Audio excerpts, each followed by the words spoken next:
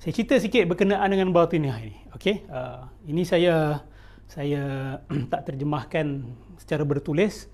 Saya rumuskan di bawah itu. Imam Al-Ghazali membongkar hakikat bahawa pengasas gerakan batiniah adalah golongan musyrikun. Okey, seperti saya pernah jelaskan dalam video-video saya sebelum ini, gerakan batiniah ni sebenarnya mereka diketuai oleh orang-orang yang datang daripada tamadun-tamadun yang telah dikalahkan oleh umat Islam. Okay, bila tauhid masuk ke tanah-tanah tertentu ni, ke wilayah-wilayah tertentu, ramai yang masuk Islam, tetapi antara pemuka-pemuka mereka, orang-orang kenamaan mereka, sebahagian tak dapat nak terima Islam. Tapi mereka tahu mereka kalah secara ketenteraan. Mereka kalah secara keilmuan, bukan cakap ketenteraan, kalah secara keilmuan. Jadi apa mereka terpaksa buat? Mereka terpaksa gunakan jalan halus. Okey, jalan batin. Kita mengaku saja kita masuk Islam, tapi kita rosakkan daripada dalam. Okey, dan mereka ni adalah golongan-golongan musyrikun lah. Okey. Next. Seterusnya. Baik. Ini diiyakan oleh salah seorang pengasas kepada gerakan New Age, iaitu Annie Besant. Okey, Annie Besant dalam tulisannya Mysticism. Tengok apa dia cakap. Okay, saya tak terikat dengan apa-apa sebab tak ada audience dekat sini. Jadi saya bebaslah dengan juru kamera kita saja, saudara kita. Jadi saya agak bebaslah untuk tidak terlalu terikat dengan struktur format pembentangan biasa. Okey. Kita baca pelan-pelan. And where religion is pantheistic, there you always find accompanying it what the West has called polytheism, the expression of God in many forms. Okay, jangan berhenti dekat situ. Kita baca dulu.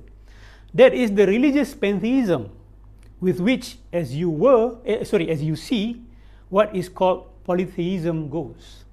It is not the idea of a number of gods, as you mostly think of it. Okay?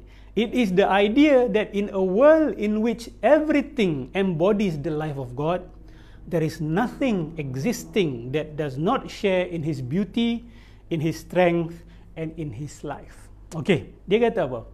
Dia kata, mana-mana kamu jumpa agama yang berbentuk pantheistic, yang mendakwa bahawa semua adalah Tuhan, okay? Kamu akan jumpa polytheism sekali. Polytheism ni kalau terjemahkan dalam bahasa Arab, syirik lah. Kamu akan jumpa agama-agama syirik.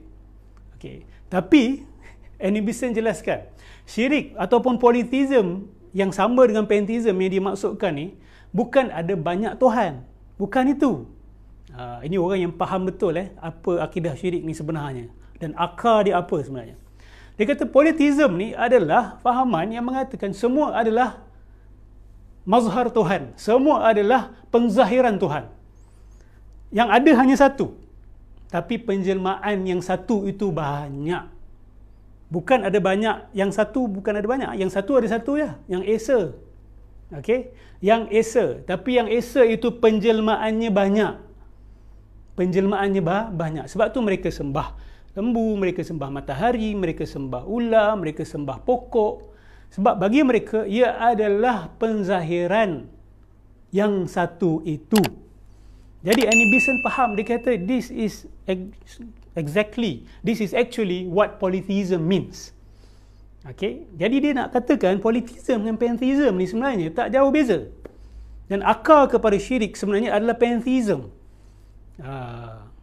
Akar kepada syirik adalah pantheism sebenarnya. Yang mengatakan bahawa semua yang ada hanya Tuhan.